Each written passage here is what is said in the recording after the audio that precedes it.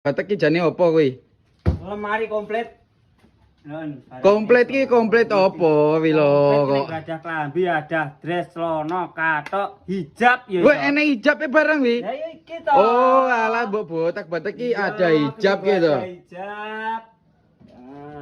Sing ada hijab. Lah wi apa neh wi? Sap-sapan. Oh, kena nggih ada tas, si barang wi yo kena. Yo, sliding.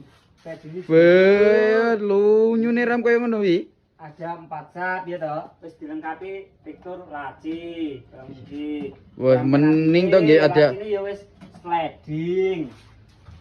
Cenek. Eneng neh yo an. Paling istimewa. Boy, jembare kaya ngene iki, los gantungan iki. Lah klambi sak omah sedeng. Bahane Apa iki? ACV. Gek regane wi piro wi? 4.500.000 ae. Tenan sakmene gedene wi gek komplit iki 4.500.000. 4.500.000. Gek pomo dulur-dulur arep pesen ki piye carane pesen wi lho nek dulur-dulur arep pesen nggih. Arep pesen to. Iya to. Carane penak to, diklik bio profile Ki Furnitur aluminium kaca to. Ning isore wis enek bawane, garek tool terhubung teradmin. Pesen lemari jumbo ACV.